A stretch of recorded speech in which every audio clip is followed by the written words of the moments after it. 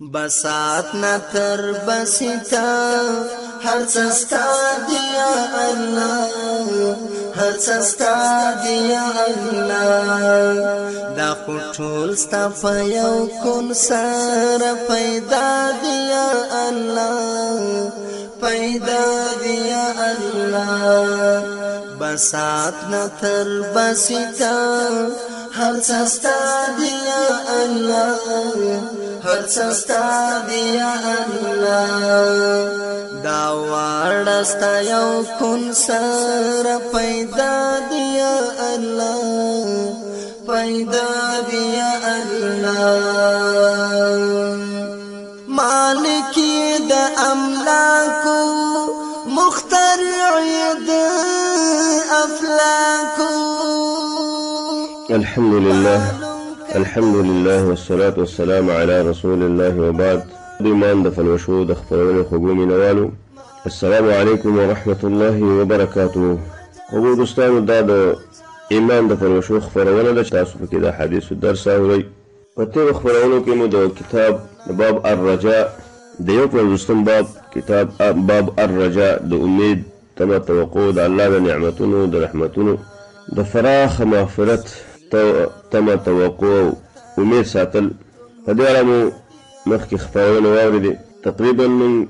14 احادیث لوستلو چې د الله د رحمتونو نه د الله د نعمتونو نه د الله د مغفرت نه نا امیده کېدل نه دي پکار. که د یو چا نه ګناه وشي باید استغفار ووایي او د الله نه بخښنه او مغفرت وغواړي. که هر څومره ګناهونه انسان کړي الله جل شانه یې معاف کوي، خو چې کله انسان سره دا احساس پیدا شي چې زما یو رب شته، هغه بخونکی دی، هغه ډېر زیات مهربانه دی، هغه ستار دی، په خلکو پردې اچوي او بیا ورته خپل ګناهونه معاف کوي، نو الله ته په زاری وشي او د الله نه بخښنه وغواړي او په خپل ګناه باندې پښیمانه شي. آینده دا کلک عزم وکړي چې زه به بیا دغې ګناه ته نه وایم نږدې کېږم،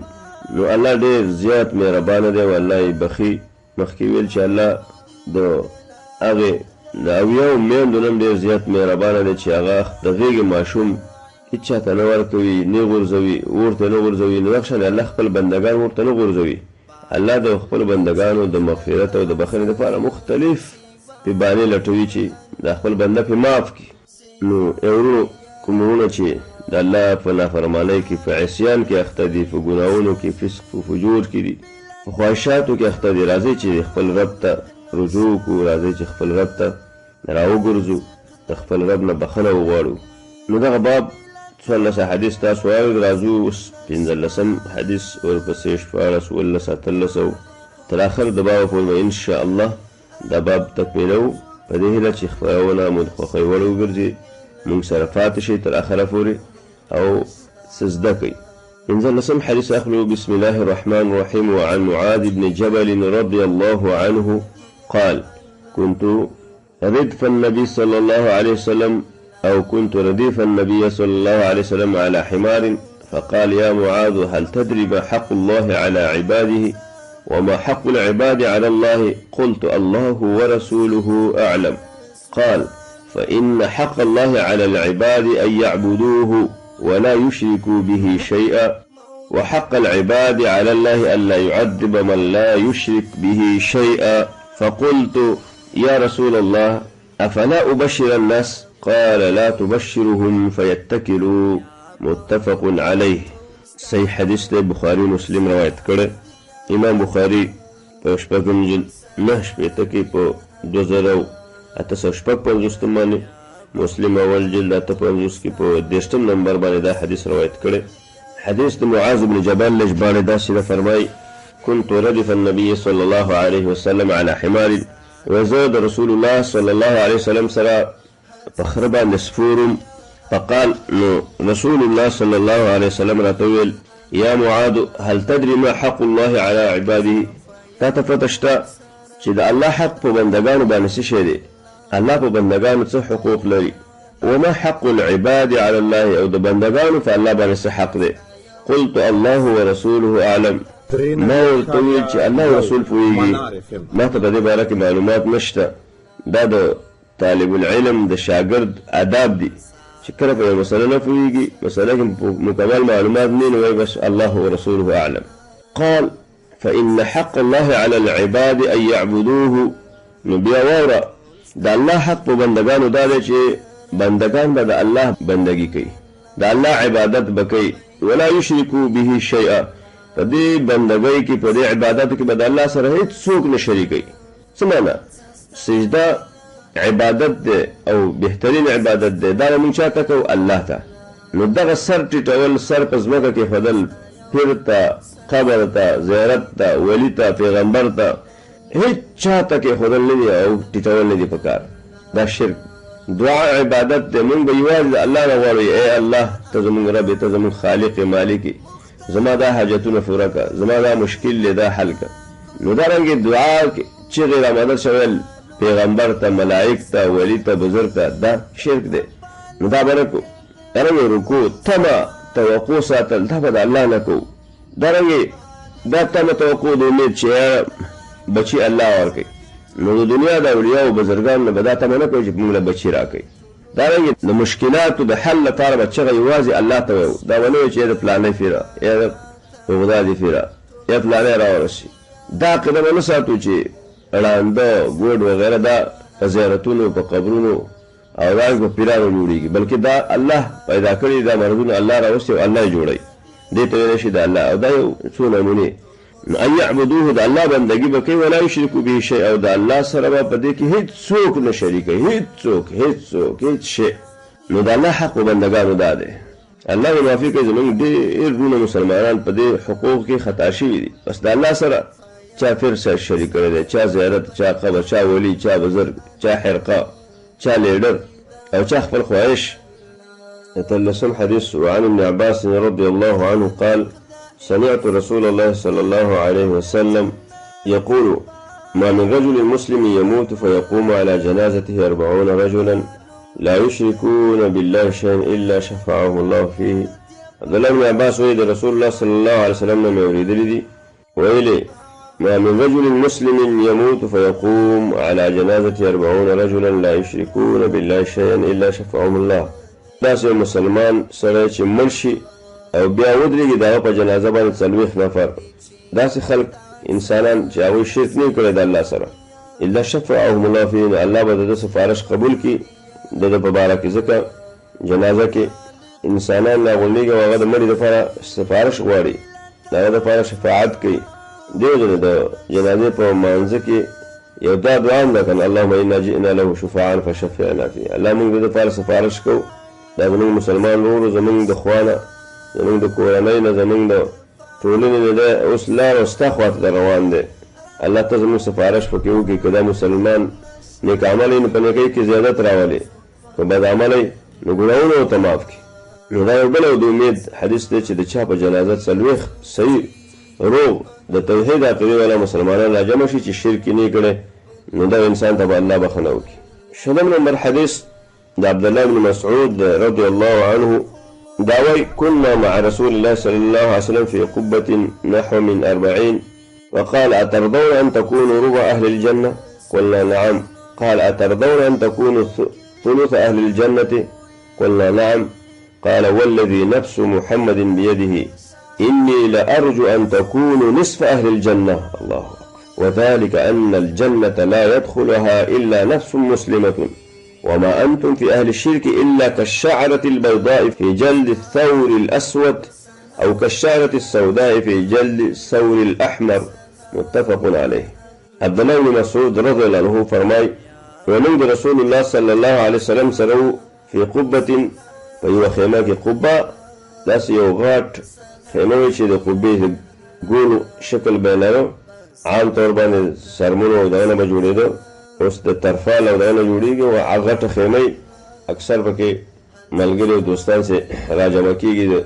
مشرانو لپاره په خاصو حالاتو کې لګولی کېږي. نو داسې یو غټه خیمه وه، دا موږ پکې تقریبا 40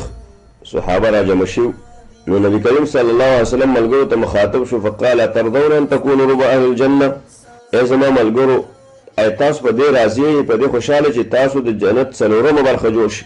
د ټول جنت 4مه برخه به تاسو؟ نو صحابه ویل: نعم یا رسول الله، بالکل موږ په دې خوشحاله یو. جنت خو ډېره لویه دنیا ده، ډېره لویه ځمکه ده، ډېره فراخه ځای دی. چې د هغې څلورمه برخه موږ ډکه کړو دا خو ورځ دی زموږ قبول دی قلنا نعم نو بالکل یا د الله رسوله په دې خوشحاله قال اترضون ان تكونوا ثلث اهل الجنه تاسو په دې خوشحاله چې تاسو درېمه برخه څلورم نه راښکته چې درېمه برخه د جنت جوړه شي زما امت درېمه برخه د جنت قلنا نعم صحابه موږ ورته چې بالکل یا د الله رسوله په دې خو لا خوشحاله قال نو نبی کریم صلی الله علیه وسلم ویل والذي نفس محمد بيده زما د په هغه ذات قسم چې د محمد رسول الله ساو دا روح دا په لاس کې دی انی لارجو زه دا امید ساتم زه دا توقع ساتم ان تكونوا نصف اهل الجنه چې تاسو به د جنت نیم په نیمه یاست یعنې زما امت د جنت نیمه برخه به ټول امتونه چې څومره تېر شوي دي په زرهاو امتونه تېر شوي دي دا نیم جنت به د هغوی وي او دا نیم به ټول زما د امت وي الله اکبر اللهم اجعلنا فیهم الله موږ پکې حساب کړي او جنت داسې معمولي ځای نه دی د یو جنتي برخه به لکه د دې دنیا هم وي د معمولي جنتي برخه دومره غټ جنت د دې نیمه برخه به د دې امت خلک الله اکبر دومره ښایسته بشارت او زیر او دا ځکه به دا امتیان ورځي نیم ځکه وذلك ان الجنه لا يدخلها الا نفس مسلمه دا په دې وجه جنت چې لا يدخلها نه به داخلېږي د جنت ته الا نفس مسلمه مګر مسلمان نفس والا هغه څوک شي مسلمان وي مؤمن وي موحد وي بیا نبی کریم صلی الله علیه وسلم دا مسلمانان په دنیا کې کم دي ځکه هغه ټول انسانانو کې به نه وي یعنې یو کم سل انسانان جهنم ته ځي یو به جنت ته ځي هغه یو به د رسول الله صلی الله علیه وسلم امتي وي نو ځکه وایي وما انتم في اهل الشرك الا كالشعره البيضاء في جلد الثور الاسود رسول الله صلی الله علیه وسلم وایي تاسو د مشرکین او د کافرو په مقابل کې داسې كالشعره البيضاء لکه یو سپین تار سپینو ویښته د تور غوایي په پوستکي کې د تور غوایي په وجود کې تک تور غوایي یو دانه ویښته پکې سپینې منه دا ټول ویښته چې دي دا تور دی یو پکې سپین وي منه دا دومره یعنې د تور اکثریت پرې څومره سیوا دی نو معنا دا شوه چې په دې ټولو کې یو مسلمان به وي نو هغه به جنت ته ځي نو ټول عام دا خلک به کافر وي یعنې دنیا کې تاسو ګورئ اکثریت د کافرو دی د کافرو کې قسمونه دي یهود نصارا هندوان شیعګان مجوسیان او دارنګې کمونستان شیعین چې ورته ویلی شي او دارنګې قسم نا قسم د کافر مختلف انواع نو اکثریت د کافرو دی بل مثال رسول الله صلی الله علیه وسلم او كالشعرة السوداء في جلد الثور الاحمر یا تور ویښته د سور غوایي په سرمن کې تک سور غوایي یو ویښته پکې توري نو دا تور به ډېره کمې کړي یو دی معنا ستاسو تعداد په نسبت سره کافرو ته داسې دی او د دې باوجود مسلمانان چې دی د رسول الله صلی الله علیه وسلم امت دا به د جنت نیمایي برخه ډکوي معنا دا که دا ټول مسلمانان هم لاړ شي ټول مسلمانان چې ګناهګار یې هر څومره هم ایله به دغه نصف کې ډک نه شي ځکه چې جنت ډېر زیات فراخي لري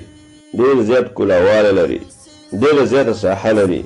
یوشتم نمبر حدیث د ابو موسی اشعری رضی الله عنه روایت دی فرمایي قال رسول الله صلی الله علیه وسلم رسول الله صلی الله علیه وسلم فرمایلی اذا كان يوم القيامة دفع الله الى كل مسلم يهوديا او نصرانيا فيقول هذا فكاكك من اهل النار الله اكبر الله اكبر یو بل لویه د خوشحالۍ خبره د امید خبره وګورئ او دا ابو موسی الاشعری رضی الله عنه فرمایي رسول الله صلی الله علیه وسلم ویلي چې کله د قیامت ورځ شي الله به هر مسلمان ته یو یهودي ورکړي دفع الله الى كل مسلم یهودیا یو یهودي به ورته وسپاري او یا نصراني دنیا ټوله د یهودو او نصاراو په لاس کې ده فیقول هذا فکاکک من النار وایي به دا ستا بدل دی دا ستا د خلاصون سبب دی د اور نه دا وردیکه که او د دې په ځای به ته جنت ته ځي الله اکبر الله اکبر نو الله به هر مسلمان ته د هغه په بدل کې د هغه د جهنم نه د ازادولو په بدل کې یهودي یا نصراني ورکړي او وایي به د دې په بدل کې ته د اور نه ازادېږي نو څومره د خوشحالۍ خبره ده چې الله جل شانه مسلمانان د جهنم نه بچ کوي د دې په بدل کې به الله یهود او نصارا ورولي او که الله ماله څوک راکوو چې ستا په بدل کې وځي جهنم ته بوځي نو زه به خمیني د شیعګانو مشر یا بل شیعه ورلیږم الله ماله دا راکړه چې دا وردیکه کوم بل روایت کې راځي هم د دې ابو موسی نه روایت دی نبی کریم صلی الله علیه وسلم فرمایلی یجیء یوم القیامة ناس من المسلمین، د قیامت په ورځ به مسلمانان راشي بذنوب امثال الجبال، دوی به دومره ګناهونه کوي لکه د غرو قدر ګناهګار به مسلمانان به راشي، بیچارهګان به ګناهګار ډېر زیات د غرو په اندازه به دوی ګناهونه کړي. یغفره الله لهم، الله به ورته بخښنه وکړي ویسئ ما درته معاف کړ. نو الله جل شانه به بیا دغه مسلمانانو ته هر مسلمان ته به یهودي یا نصراني ورکړي. فیقول الله به وایي هاته فکاکک من النار، دا ستا ازادي ده، دا ستا بدل دی د اور نه، دا وردیککه ستا په ځای به دا ورځي جهنم ته، ته رابط شولې. اصل کې د حدیث معنی دا ده لکه د ابوهریره رضی الله عنه حدیث کې مخکې تېر شو چې څومره انسانان چې دي مسلمانان دي او که کافر دي، د هر چا په جنت کې هم ځای شته او په جهنم کې هم ځای شته. نو بیا دا د انسان پورې تړلی چې ځانله جنت غوره کوي او که جهنم. څوک لګیا دی په زور ځانله جهنم ګټي، د جهنم اعمال کوي، ګناهونه فسق فجور او شرک او کفریاتو کې اخته دي، او څوک لګیا دی د الله په بندګۍ کې. نو د هر انسان چې دی ځای په جنت کې هم شته او په جهنم کې هم شته. نو مؤمن چې کله جنت ته داخل شي نو د هغې هغه ځای چې په جهنم کې و نو هغې بدل کې هغه ځای به کافر ته پاتې شي، اور کې هغې ته به کافر وصلی شي. د کافر ځای چې په جنت کې هغه به بدل کې مؤمن ته ورکړی کېږي، ځکه دا کافر د اور مستحق دی په دې کفر باندې. او دا معنی چې دا نبی کریم صلی الله علیه وسلم وایي چې ورته وویل شي هذا فکاکک، دا ستا ازادي ده، ستا بدل دی. معنی دا چې مسلمانه ته اور ته وړاندې کېدلې، ستا اور کې ځای و خو الله بچ کړي، وهذا فکاکک، او ستا په بدل کې دا کافر وروست او زه ته آزاد شو. ځکه الله جل شانه وعده کړله اور سره چې زه به تا ډکوم، جنت سره وعده کړله. نو دا چې کافر په ګناهونو او ظلمونو سره او په کفر سره جهنم ته ننوځي، نو دی به دا منی چې دا به د مسلمانانو په بدل کې شي، مسلمانان به د دوی په بدل کې بیا به جنت ته وننوځي. هغه مسلمانان هغه مؤمنان چې ګناهګار وو جهنم ورته لیکلی شوی، د هغې بدل کې به الله جل شانه کافر ور واچوي او مؤمنان به جنت ته بوځي. الله اکبر. الله دا لوی لوی کافر چې دي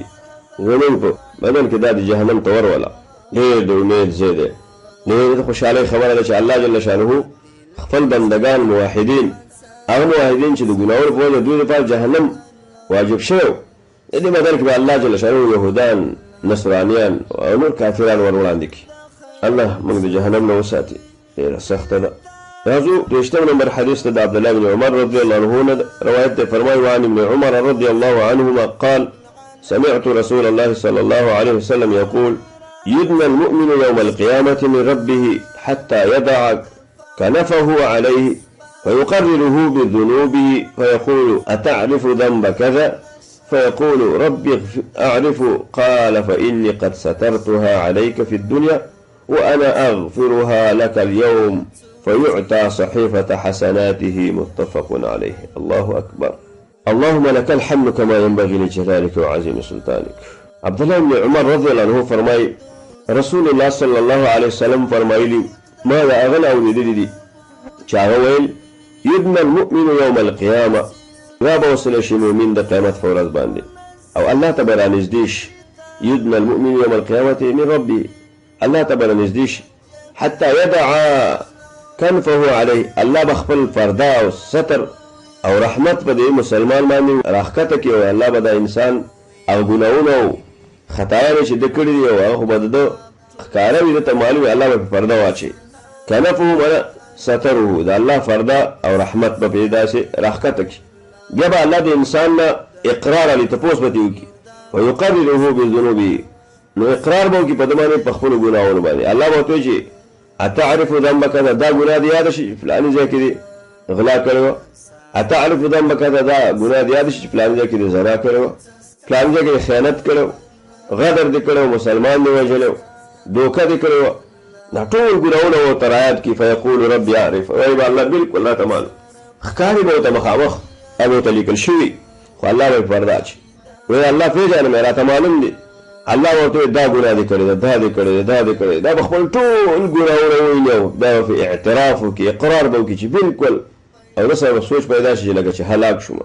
وایي به که نه ما لهذا الکتاب لا یغادر صغیرة ولا کبیرة، دا څنګه کتاب دی، دا زما لویه ګناه وړه ګناه، که ما ټوکه کړې او که ما رښتیا ویلي دي، دا ټول لیکل شوي دي، دا خو هېڅ چا ته پته نه وه. نو وایي به ربي عارف، الله پېژنم، راته معلوم شو. ځکه دی به پکې ښکاري خپل ځان به ویني. نو الله جل شانه نعمت ته وګوره، د الله رحمت ته وګوره. الله اکبر. الله به ورته وایي فإني قد سترتها عليك في الدنيا، بس ما په تا باندې په دنیا کې پرده اچولې وه. ګوره دا ګناهونه تا کول څوک درنه خبر نه و. غلا دې کړې وه، زنا دې کړې وه، دوکه به دې کوله، خیانت دې کړی، غیبتونه دې کړي، نور دا ګناهونه جرمونه دې کړي وو، خو الله یې ما درباندې پرده اچولې وه، چا ته مې نه وې ښوولې. ډېر ګناهونه زموږ او ستاسو داسې دي که نه چې انسانان پرې نه دي خبر. وانا اغفرها لك اليوم. الله الله الله معاف مې کړې انسانه، دا ټول ګناهونه مې درته معاف کړل. الله اکبر. یا الله اللهم استر عوراتنا وامن روعاتنا، اللهم كما سترت ذنوبنا فاغفر لنا. الله دا زمونږ ګناهونه چې تا پټ کړي دي او پرده یې پرې اچوله، دغه شان یې راته معاف کړي، پټ په پټه یې راته معاف کړي، لکه څنګه چې ستا وعده ده. نو الله به ورته وایي دا ټول ګناهونه تا کړي دي، هغه به او الله ما کړي دي. الله یې ګوره ما په دنیا کې در باندې پرده اچولې وه، څوک در باندې خبر نه و، اوس مې درته د معافۍ اعلان وکړ، اوس مې معاف کړی دی. یا الله څومره مهربان ذات دی، څومره د ګناه او د فراخه مغفرت خاوند دی، زموږ ټولو مؤمنانو ګناهونه معاف کړه. نو الله اغفرها لك اليوم، نن مې درته معاف کړل، نن مې درته بخم. نو فیعطى صحیفة حسناتي، نو دته به د نیکۍ عملنامه ورکړی شي، په ښې لاس به ورکړی شي، او خوشحاله به او خلکو ته به چیغه وایي چې راشئ زما عملنامه وګورئ، او خوشحاله به او په خپل ملګرو ته به یې راشئ مبارک مشه زما عملنامه وګورئ. متفقون علیه. ای الله زموږ په ګناهونو پرده واچوه او توفیق د توبې راکړه. الله بخښنه وکړو، زموږ په ګناهونو باندې د عفو قلم راکاږه، لکه څنګه چې ستا وعده ده. الله ډېر ګناهګار ډېر خطاکار، الله ستا د رحمتونو امید لرو، ستا د مغفرت امید لرو، ستا درګاه ډېره فراخه ده، دلته څوک بدبخته کېږي نه، ناامیده کېږي نه. الله جل شانه په موږ باندې رحم وکړه، په ټولو مؤمنانو باندې رحم وکړه، خاص کر په افغانۍ ټولنه باندې. الله ځوانان مو بېلارې دي، مشران مو بېلارې دي، دشمنان د ټول اطرافو نه راپسې دي. الله ته په موږ رحم وکړي، زموږ د طرفه د ټول دپاره ته کافي شي. خو اورېدونکو دا و د دې باب یو څو احادیث، راځو د دې لوستل شوو احادیثو لنډه شرح او بیا به باقي احادیث اخلو انشاءالله. د دې لوستل شوو احادیثو لنډه شرح اخلو او بیا به چې کوم باقي نور احادیث دي انشاءالله هغه هم اخلو. قدرمنو اورېدونکو دا احادیث چې کوم موږ ولوستل تاسو واورېدو په باب د رجا کې د امید د الله د رحمتونو د نعمتونو تمه او توقع و عزتونو. باید موږ په دې خبره پوه شو چې یوازې تش امیدونه نه دي کول پکار، لکه څنګه چې یهود وایي الله هغوی ته وایي تلک امانیهم، دا د دوی تش امیدونه دي. په تش امیدونو باندې څوک کامیابېږي نه او نه څوک جنت ته ځي، چې بس امید ساتم. د امید سره به عمل بکې، عمل بکې بیا به د الله نه تمه او توقع امید ساتي چې الله دا عمل مې کوي انشاءالله ته به ماله دې بدل کې جنت راکې. بلکې د تمې توقع د امید تر څنګ به نیک اعمال هم کوو، ځکه امید ساتل د الله د رحمتونو د الله د مغفرت پرته د عمل نه دا بې فایدې کار دی، دا هیڅ معنا نه ورکوي. ځکه دا داسې هیله او امید دی چې په دې باندې انسان ته هیڅ شی نه میلاویږي چې تش تمه توقع کوي او عمل نه کوي. دې وجه نه حدیث کې راځي نبی کریم صلی الله علیه وسلم فرمایلی دي، حدیث مخکې موږ لوستلی مو تېرو بابونو کې، الکیس الذي دان نفسه وعمل لما بعد الموت. هوښیار انسان، پوهه انسان، عقلمن انسان هغه دی چې خپل ځان وپېژني او د مرګ نه وروسته چې کوم حالات دي، کوم مراحل راځي د هغې دپاره تیاری نیول پکار دی. نو هغه تیاری په څه کېږي؟ په اعمالو کېږي. عاجز، ناچیز، کمزوری او بدبخته انسان هغه دی من اتبع نفسه هواه، چې خپل ځان د خپل خواهش تابع کړو، بس چې خواهشات یې څه غواړي هغه کوي، او بیا وتمنى علی الله الاماني، او د الله نه بیا تمې او توقع امیدونه هم کوي چې الله بخونکی دی، الله بخښنه کوي، د الله رحمت فراخه دی. دا بې عقله انسان دی، عمل نه کوي بیا تمه توقع کوي، عمل به کوي د عمل تر څنګ بیا تمه توقع کوي چې امید دی چې الله په دې عمل باندې ماله جنت راکړي، امید دی چې الله هم دا اعمال قبول کړي. پرته د تمې توقع د عمل نه امید کول غلطه ده. د دې داسې مثال یو سره وعده نه کوي او دا تمه کوي چې الله دې ماله اولاد راکړي، بچی راکړي. نو دا شي لپاره الله اسباب پیدا کړي دي، اسباب نه استعمالوي واسطه تمه کوي. معنا دا چې اعمال بکې اسباب به استعماله د هغې تر څنګه د الله نه تمه وکړې توقع به کوې او د الله نه به امید ساتي د مغفرت او د بخښنې. تاسو پکې احادیث واورېدل. یو حدیث د معاذ رضی الله عنه چې دی د نبي کریم صلی الله علیه وسلم سره په خره باندې سپور و شاته، نو نبي کریم صلی الله علیه وسلم ورته ویل معاذ تا ته دا پته شته ته په دې پوهېږې چې د الله په بندګانو څه حق دی؟ هغه ویل چې ای د الله رسوله الله او رسول پوهېږي زه په نه پوهېږم او دا درته پته شته چې د بنده په الله باندې څه حق دی؟ موږ ویل چې کله شاګرد ته د یوې مسلې پته نه وي نو هغه به وایي چې الله او رسول پوهېږي، دې ته اداب ویلی شي. زموږ دې وخت کې ځینې شاګردان داسې مسله به نه پوهېږي، هېڅ پته به نه وي، هسې به د استاد سره نېغ شوی وي یا د بل چا سره به نېغېږي، دلیل به ورسره نه وي په مسله کې. نو دا بې ادبي ده. ادب دا ده چې یو سړي ته پته نه وي مسلې بس وایه الله پوهېږي او رسول. نو انسان په هغه څه کې باید خبرې ونه کړي چې علم ورسره نه وي. ولا تخف ما ليس لك به علم. نو رسول الله صلی الله علیه وسلم ورته بېرته خبره واضح کړه، ورته وایي چې د الله حق په بندګانو دا دی چې بندګان باید د الله بندګي وکړي په توحید سره، چې د الله سره هېڅ څوک پکې شریک نه کړي په هېڅ قسم عبادت کې. او بیا د بندګانو دا حق په الله جوړېږي چې الله دا وعده کړې چې لا يعذبه من لا يشرك به شیئا. الله به داسې انسان ته چېرته هم عذاب ورنکړي چې چا شرک نه یې کړی. ولې د شرک نه وروسته نور ګناهونه یې ونه ویل،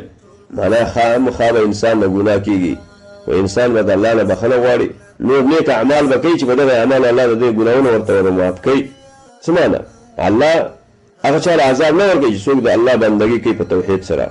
د الله سره شرک نه کوي. دلته نه د شرک دا دلالت کوي په اخلاص باندې چې خالص د الله بندګي د الله لپاره کړې وي. ځکه اخلاص او توحید نه راغلی په بندګۍ کې، او په کومه بندګۍ کې چې اخلاص راغی هغه الله قبلوي. معاذ هو یا رسول الله دا خبره ملګرو سره نه شریکوم، نورو خلکو ته به مې ورسوم. نو نبي صلی الله علیه وسلم ورته ویل چې نه اوس یې مه وایه، ځکه ملګري به د مسلې د تحقیق نه خبر نه وي، یوازې به په دې اتکا وکړي چې بس لا اله الا الله خلاص، نور اعمال به نه کړي. معنی دا چې صرف په کلمه ویلو باندې یا د توحید عقیدې په ساتلو باندې به اتکا وکړي، نور اعمال به نه کوي. پرېږدئ چې نور اعمال وکړي، نوافل وکړي او نور نیک اعمال چې دا پابندۍ سره ترسره کړي. معاذ رضی الله عنه بیا دا خبره ځان سره ساتلې وه، نه یې کوله. کله چې مړ کېده دې نه لږ مخکې دې دپاره چې دا حق ورسره پاتې نه شي، په دې ګناه کې را نه شي چې حق کتمان حق را نه شي. په آخر وخت کې بیا دا خبره بیان کړه. د رسول الله صلی الله علیه وسلم دا خبره چې لا تبشرهم فیتکلوا، ملګرو ته دا خبره اوس مه کوه. اصل کې په دې کې انذار یېرونه ده په دې باندې چې په داسې یو مسله باندې کلکېدل نه دي پکار چې یو ټاټینګ کې وایي چې نور نشته، بلکې په انسان واجب دی چې په دې پوه شي چې لابد من عبادت. د دې عقیدې سره سره د عباداتو نه لابودي ده، خامخا به عبادت کوي انسان. دغه وجه چې رسول الله صلی الله علیه وسلم وایي واعبد ربک حتی یأتیک الیقین، تر مرګ د ورځې پورې به عبادت کوي. سره دې چې هغه ته الله ګناهونه معاف کړي وو. نو په عباداتو سره د انسان درجه اوچتېږي، د انسان ګناهونه معاف کېږي. نو عبادت به خامخا کوي، د هغې سره به امید او توقع به ساتو. دارنګه هغه حدیث امام نووي رحمه الله درجه د امید په دې باب کې ذکر کړي دي. یو دا چې مؤمن نه کله قبر کې سوال کېږي، نو الله کله موحد بنده ته چې مسلمان ته الله ثابت قدمي ورکړي په قبر کې، هغه د توحید اقرار کوي، اشهد ان لا اله الا الله وان محمد رسول الله. رسول الله صلی الله علیه وسلم دا د قرآن د دې آیت مصداق ده چې یثبت الله الذین آمنوا بالقول الثابت. دغه مضبوطه وینا الله مؤمنانو ته ور نصیب کوي په قبر کې. ځکه دنیا کې الله توفیق ورکوي د توحید د عقیدې لاندې د ژوند کړو او په آخرت کې. ځکه توحید عقیده ساتل دنیا کې دا ډېره ګرانه ده. هغه څوک چې توحید عقیده باندې صحیح روان شي او د توحید عقیده لاره خپله کړي، نو ډېر مشکلاتو سره به مخ کېږي. څوک به ورته یو نوم وایي، څوک به ورته بل نوم وایي، څوک به د کلي نه وباسي، څوک به د جومات نه وباسي، څوک به زندان ته بوځي، څوک به په یو ټاپه لګوي، څوک به په بله ټاپه لګوي. او خاص کر په دې آخري وخت کې رسول الله صلی الله علیه وسلم وایي بیا دا حق خو به داسې شي لکه سکروټه چې هېڅوک یې لاس کې نشي اخیستی. نو همدغه شان د قبر کې نور پوښتنې هم کېږي، د رب من ربک، ما دینک، من نبیک. نو موحد انسان ته به الله دا ورښیي چې وایي بربي الله و دیني الاسلام و نبي محمد صلی الله علیه وسلم. او دارنګې هغه یشهد ان لا اله الا الله دا به م وایي. دارنګې کله چې انسان د الله تر وړاندې راوستلی شي د قیامت په ورځ باندې، او د هغه سره بیا محاسبه کېږي. د مؤمن بنده سره چې الله کومه محاسبه کوي د هغې یوه نمونه بېلګه یې ښوولې ده. الله جل شانه به بنده راولي او خپل ځان ته به نږدې کړي خاص کر مؤمنان بندگان دا به الله ځان ته نږدې کړي او الله به په خپل رحمت او هغه فرضه واچوي نو نور خلکو نه پناه نور خلک به پرې نه خبرېږي الله به ورته وایي او زما بنده پلانې ګناه دې یاد ده پلانې ځای کې چې دې غلا کړې وه پلانې ځای کې زنا کړې وه پلانې ځای کې دې دوکه کړې وه قتل دې کړی وه خیانت دې کړی وه لغې پوله دې والې وه د فلاني دې غیبت کړی وه د فلاني دې تهمت لګولی وه رشوت دې اخیستی وه دا دې کړي دا دې کړي دا دې یاد شي ورته وایي چې فعلت وکذا وکذا فعلت کذا دا دې کړي دا دې دغه انسان به په خپلو ټولو ګناهونو اقرار وکړي ویقرره بالذنوب کله چې انسان اقرار وکړو چې او الله دا مې کړي دی خو او الله ته به په ژړا او فریاد وي چې دا خو غرق شوم تباه شوم ما لهذا الکتاب لا یغادر صغیرة ولا کبیرة دا څنګه کتاب دی خو زما نه وړه ګناه پرېښې ده نه لویه ټول لیکل شوي ته وګوره کتاب ډک دی کله چې دا مکمل اقرار وکړي الله وایي ګوره دا ګناهونه دي کړي خو ما په تاسو خبر کړي نه دي دنیا کې در باندې ما پرده اچولې وه هېڅوک درنه خبر نه و خلکو ته سپین باز ښکارېدی چې دا پاک سړی دی څومره او تا څومره ګناهونه کړي خو یاد وساته وانا اغفرها لک اليوم نه مې درته معاف کوم بس د نیکۍ کتاب او عملنامه به ورته په ښي لاس ورکړی شي الله موږ ته ګناهونه معاف کړي زموږ په ګناهونو باندې تا پردې اچولې دي الله نور هم پرده پرې واچوي الله د نورو ګناهونو توفیق مه راکړي او دغه ګناهونه راته په نیکیو بدل کړي الله ته ډېر مهربان دی نو ستا رحمت ډېر فراخه دی یقیني چې ستا رحمت ستا په غضب باندې غالب دی الله موږ په خپل غضب کې مه راوله الله موږ خپل رحمتونو کې ډوب کړه بله د بشارت او د خوشحالۍ خبره موږ او تاسو په حدیث کې واورېده چې الله به هر مسلمان ته هر موحد ته یو یهودي یا نصراني ورکړي په لاس کې ورته ووایي چې دا ستا بدل و جنت ځای تا ته پاتې شو او ستا د جهنم ځای ده ته پاتې شو دا به ستا په ځای هلته ورځي هذا فکاکک من النار الله دا به ستا بدل وي په اور کې او ته اوس بچ شوې ته کامیاب شوې انشاءالله موږ ټول به د قیامت په ورځ باندې هر یو ته الله یو یهودي نصراني ورکوي چې هغه به زموږ په بدل کې جهنم ته ځي او موږ به د هغوی په بدل کې انشاءالله د الله په فضل باندې بچ کېږو او جنت ته به ځو اللهم إنا نعوذ برضاك من سخطك وبمعافاتك من عقوبتك وأعوذ بجنتك من النار د دې دا معنی نه ده چې یهود او نصارا د مسلمانانو په قدر په اندازه په حساب کې به دومره وي بلکې کافر زموږ نه ګوره څو چنده زیات دي لکه نبي صلی الله علیه وسلم مثال وښود د مسلمانانو مثال د کافرو په پرتله داسې دی لکه په تور غویي کې چې یو سپین ویښته وي یا په سور غویي کې یو تور ویښته چې دا هېڅ نه معلومېږي نو کافر ډېر زیات دي جهنم به پې الله ډکوي دې وجې نه بل روایت کې راځي نبي کریم صلی الله علیه وسلم وایي چې 9 بني آدمان انسانان دا به اور ته ځي او یو به جنت ته ځي چې دا یو به زما امتي وي الله اکبر دا بل یو بشارت او زیری دی بل زیری پکې دا و وګورو دونکو حدیث کې چې رسول الله صلی الله علیه وسلم ملګرو سره ناست ورته وایي چې تاسو په دې خوشحاله چې تاسو د جنت څلورمه برخه جوړه شي هغوی یا رسول الله بالکل بیا ورته په دې خوشحاله چې درېیمه برخه جوړه شي هغوی یا رسول الله په دې هم خوشحاله تا خو د هغې نه لرې ده خوشحالۍ خبره ده نو رسول الله صلی الله علیه وسلم ورته وایي د ملګرو د لا زیاتې خوشحالۍ دپاره د درېیمې او څلورمې برخې نه تېر شئ انی لارجو ان تکونوا نصف اهل الجنه زما خو دا امید ده چې تاسو به د جنت نیمایي برخه ډکوئ الله اکبر معنی نیم جنت به زما د اوبند نه ډکېږي او نیم به د نورو امتونو نه ټول امتونه چې راجمع کړي نیمایي به د هغوی خو دا نیم مکمل زما د امت نه او جنت به چې ورکوټی ځای نه دی چې تنګ ځای نه دی چې بس د یوې پیړۍ خلک به ورننوتل دا نور به نه ځایږي ما ورته ویل چې د ادنا جنتي برخه چې ده هغه به دومره وي لکه دا ځمکه او اسمانونه چې څومره پراخه دي دومره به د معمولي ادنا جنتي هغه جیداد او برخه وي په جنت کې الله دې موږ ته د جنت نه نه بې برخې کوي نو دا حدیث هم په دې دلالت کوي چې دا امت به ډېر زیات وي او اکثریت به انشاءالله د مسلمانانو هغه جنت ته ځي ځکه د اخرنی امت دی او دا تر قیامته پورې وي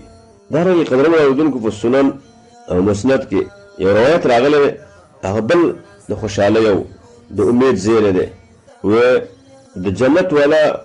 خلق چې کوم دي دا په صفونه ودرولی شي د قیامت په ورځ باندې چې ټول به 120 صفونه انسانان وي اندازه یې الله ته معلومه ده چې د یو سر نه تر بل سر پورې به څومره انسانان وي ځکه د محشر خو ډېره فراخ او ازاد میدان دی او ځمکه ده نو هغه ټول انسانان به په 120 شلو صفونو کې کوم چې د جنت والا دي، جهنم والا خو به بیل شوي، جنتیان به په یو سلو شلو صفونو کې ودرول شي. نو اتیا صفونه به زمونږ د دې امت وي، او دا څلوېښت صفونه چې دي دا به د نور امتونو مختلفو امتونو نه وي. نو دا ثلثي اهل الجنه راغله، 2 ثلثه د جنت.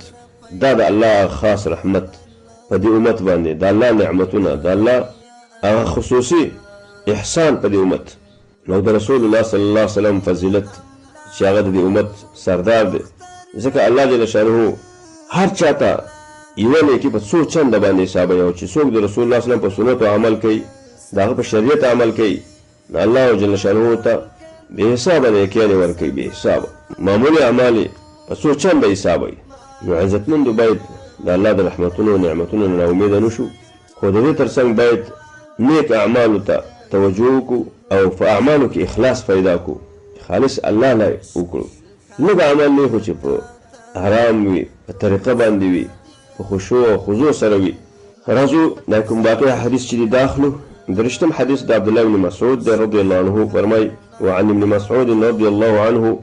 أن رجلا أصاب من امرأة قبلة فأتى النبي صلى الله عليه وسلم فأخبره فأنزل الله تعالى: وأقم الصلاة طرفي النهار وزلفا من الليل إن الحسنات يذهبن السيئات. فقال الرجل: ألي هذا يا رسول الله؟ قال: لجميع أمتي كلهم. من مخکې ویل چې الله جل شانه د دې امت د بخښنې دپاره او د دې د عفو دپاره ډېرې مختلفې لارې پیدا کړي دي. د نمونې په ډول عبد الله بن مسعود فرمایي یو سړی اصاب امرأة قبلة ورسېده د یوې ښځې ته، یعنې مسح کړل، پرتۍ ښځه ښکل کړله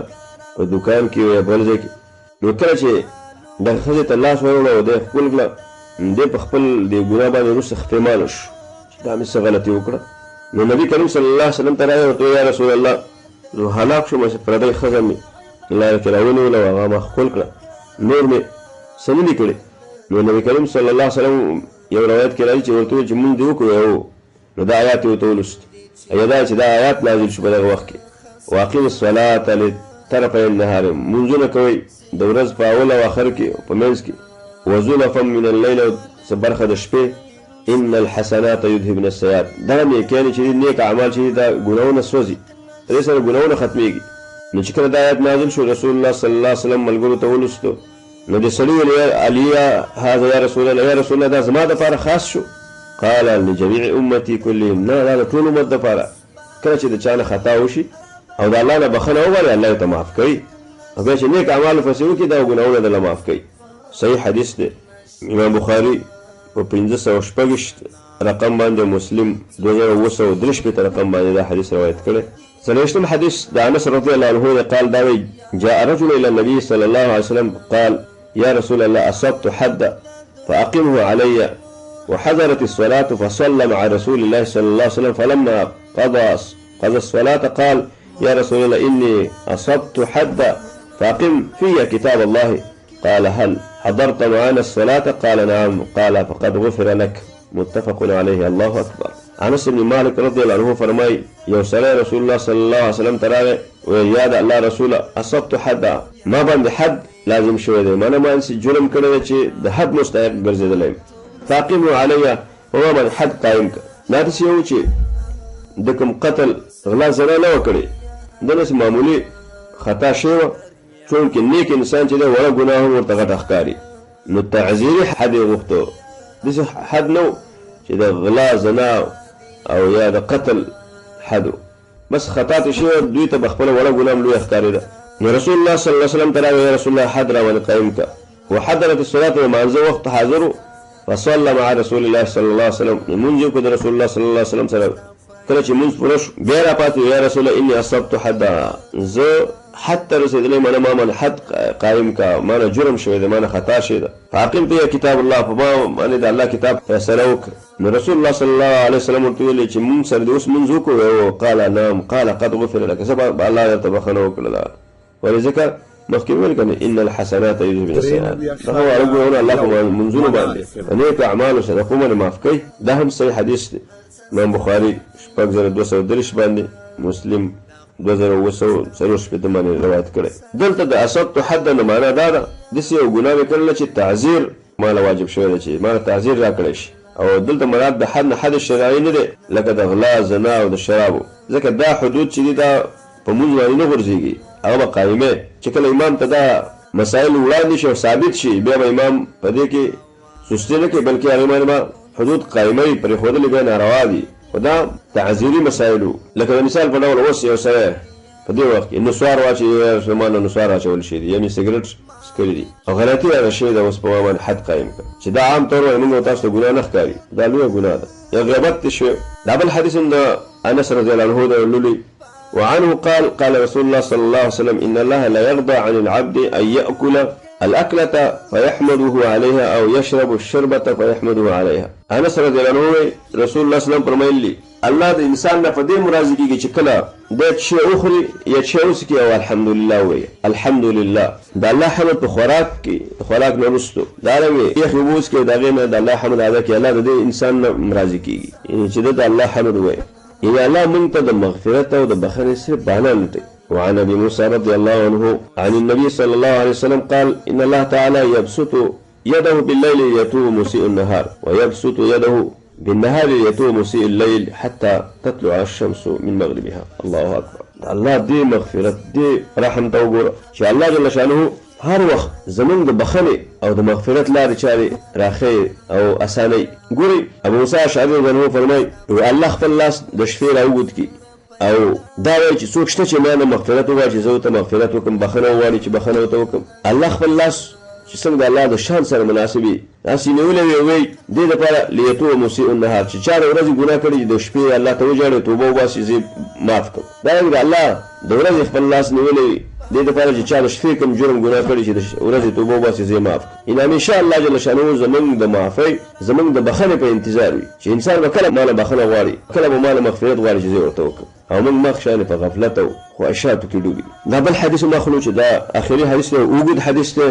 نو داسې حدیث لوله سره ژباړه به کوو. د یو صحابي قصه ده پکې د ابو نجیح عمرو بن عبسة. وعن ابي نجيح عمرو بن عبسة بفتح العين والباء السلمي. د ابو نجيح عمرو بن عبسة السلمي رضي الله عنه روایت ده دا وایي زه كنت او انا في الجاهليه، زه د جهالت په زمانه کې ما به ځان سره دا خبره کوله ان الناس على ضلاله، چې دا خلک په ګمراهۍ کې دي، ځکه د خلکو به د بوتانو عبادت کوو، تیږې به یې تراشلې، قبرونو ته به راتلل د پیغمبرانو.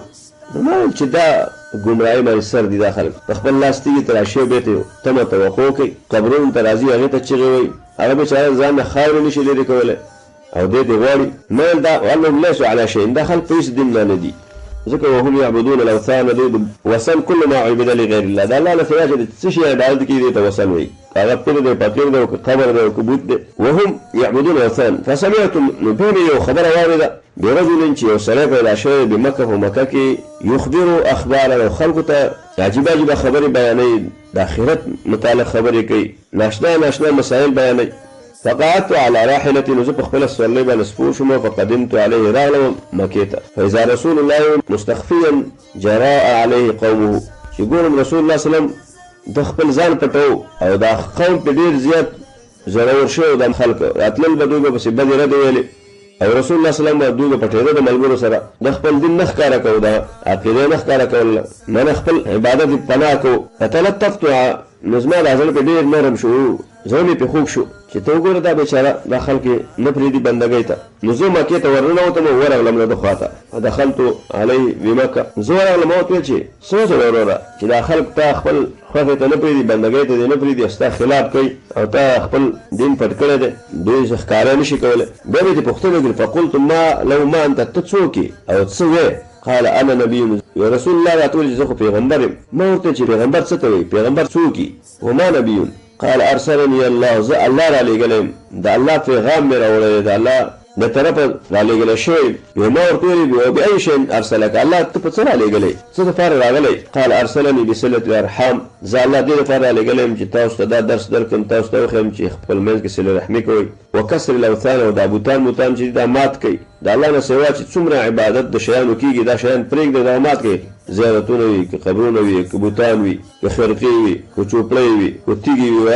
وي دا شیان پرېږدئ او الله ته دا امر کړی و ان یوحد الله الله یشرک به شیئا چې د الله توحید به منئ الله به یوازې د الله بندګي به کوئ د الله سره بس هېڅ قسم شرک نه کوئ ما ورته وویل فمن معک علی هذا نو په دې دین او عقیده باندې تا سره څوک ملګري دي دا خو ډېره ګرانه خبره ده قال حر وعبد بس څه آزاد دي او څه غلامان را سره ملګري دي دغه وخت سره ابوبکر او بلال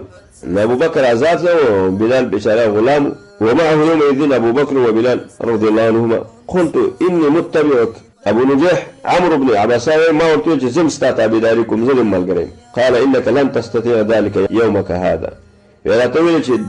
ټیک دا هو ته په دې حالاتو کې زما ملګرتیا نشي کولای ځکه دا سخت حالات دي مراحل له دا ډیر زیات برداشت غواړي او اوس تا اسلام ښکارا کړو دا خلک دی وجني يومك هذا من ورځ نشي او به وروسته راشه چې حالات خشي الله ما زما مرسته وکي زه کامیاب شم او دا مې تمه توقع ده الا ترى حالي وحال الناس تقول زما د خلکو حال نه ګوري ولكن ارجع الى اهلك لا تخبل كورته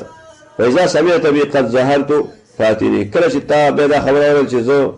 ښکارا شم او زه کامیاب شم به زما خواته راشه قال فذهبت الى اهلي عمرو بن عباسه ز خپل اهل تلالم وقدم رسول الله صلى الله عليه وسلم المدينه النبي صلى الله عليه وسلم هذا التكاليف والمشكلات ونوصل مدينه تراغي وكنت في اهلي زخبل اهل كيوم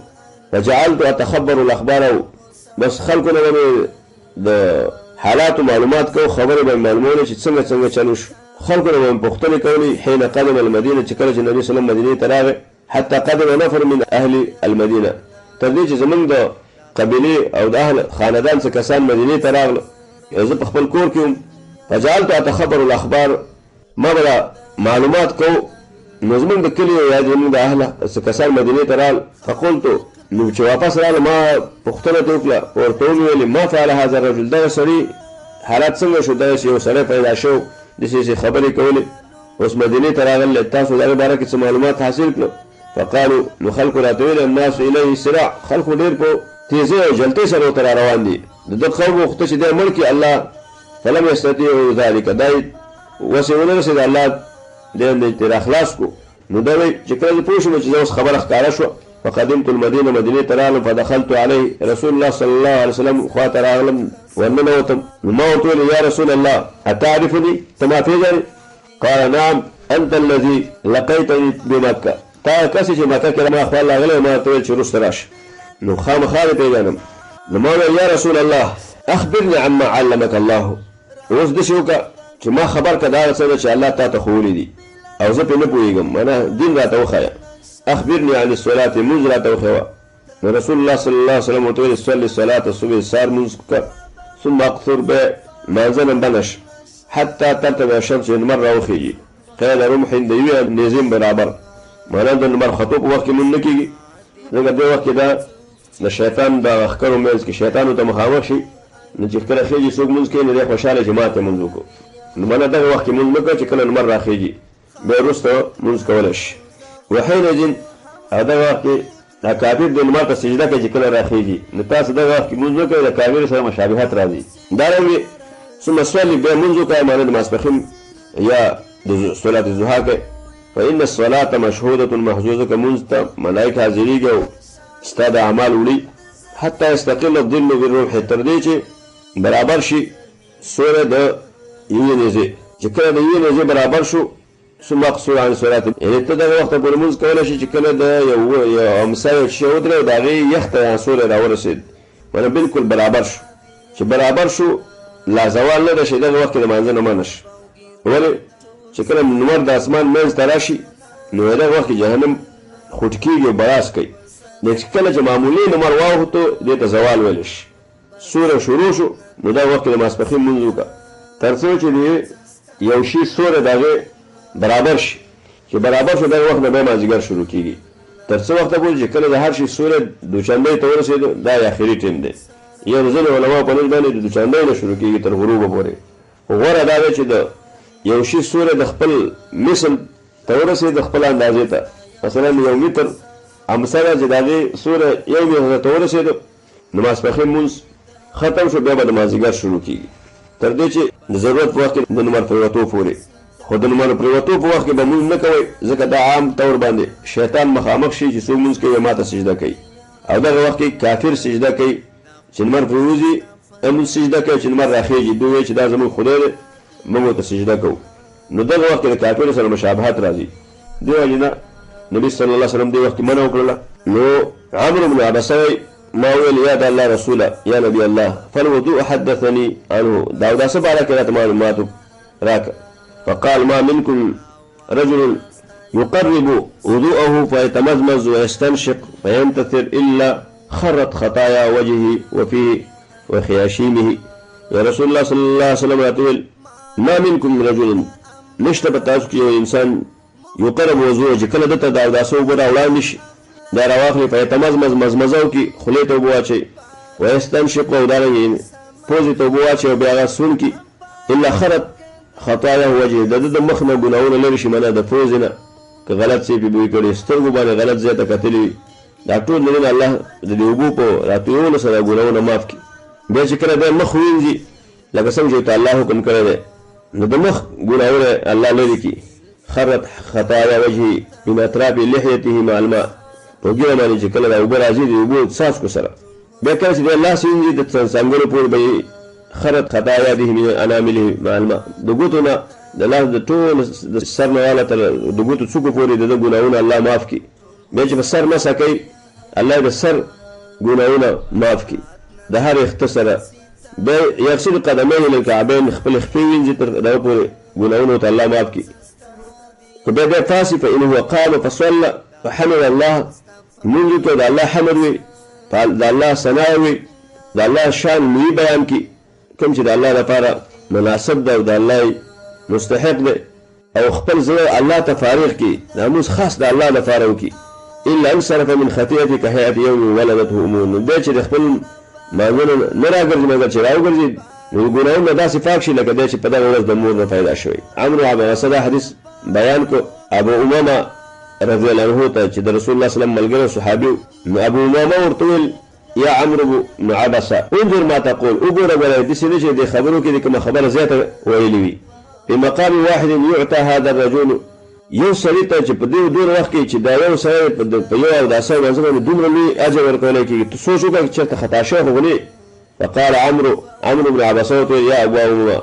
قد كبرت سني زما عمر زیات شوی دی اوس زه بوډا شوی یم ورق عظمي او هډوکي مې سس شوي دي واقترب اجلي واجل مې نږدې شوی دی وما بي حاجة ان اكذب او ما ته کوم حاجت نشته دی ضرورت نشته دی چې زه دروغ ویم په الله باندې ولا على رسول الله یا د الله په رسول دروغ ویم لم اسمعه كما د رسول الله من رسول الله كما د رسول الله نه همداسې نه وی اورېدلی الا مرة او مرتين یو کرت نه دو کرتين او ثلاثا یا درې کرتې حتى عد سلم بلکې هو اته کرتې مې اورېدلی دی ما حدثت ابدا به ما بدا حدیث چاته نه بیان کړي ولكن سمعته اكثر من ذلك ما د رسول الله صلی الله علیه وسلم د دې نه ډېر زیات اورېدلی دی صحیح حدیث د امام مسلم د خپل کتاب اول جلد 309 شپېتم کې په 313 رقم باندې روایت کړی قدرمنو اورېدونکو دا ټول حدیث چې تاسو واورئ باب الرجاء کې دا مو واورئ چې دا 15 وخته منځونه چې دي دا د انسان تیر ګناهونه معاف کوي لکه دا سړي په قصه کې تاسو واورئ چې ښځې ته لاس ورولو نبي صلی الله علیه وسلم وایي چې زه چې مونځ وکړه الله معاف کړی هغه وویل چې دا یوازې زما دپاره ونه ټول امت دپاره ان الحسنات یذهبن السیئات خو په دې شرط باندې چې مونځ په صحیح طریقه باندې رکوع سجده مو برابره وي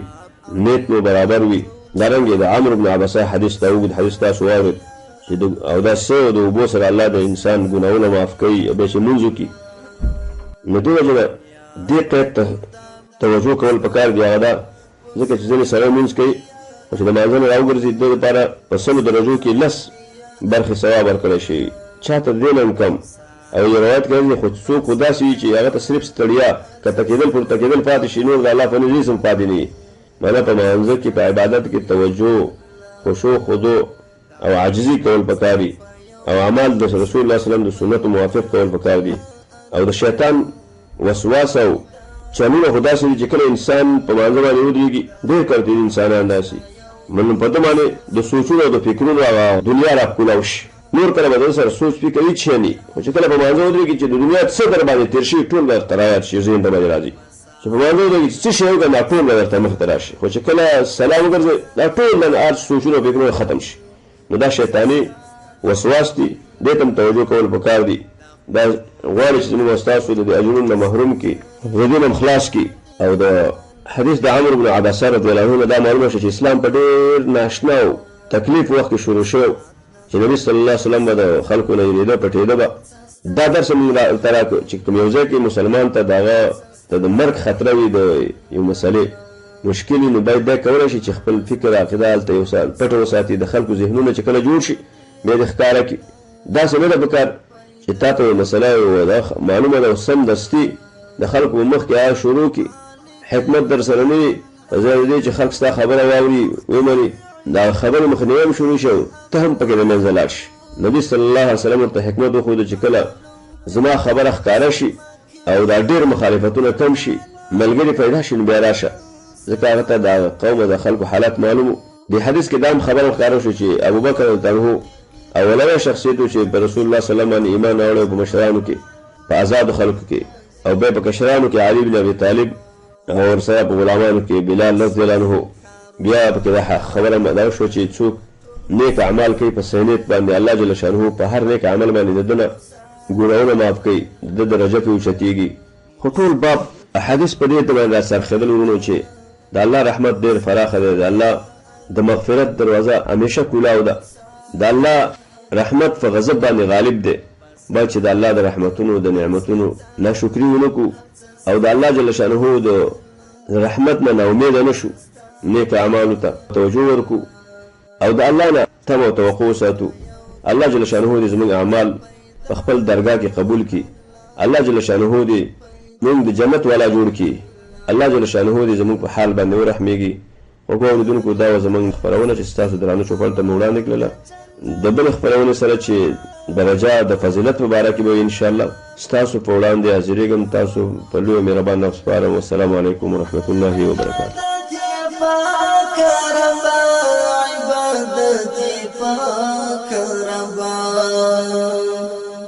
باطل دی چی لتا څخه سوا دی یا الله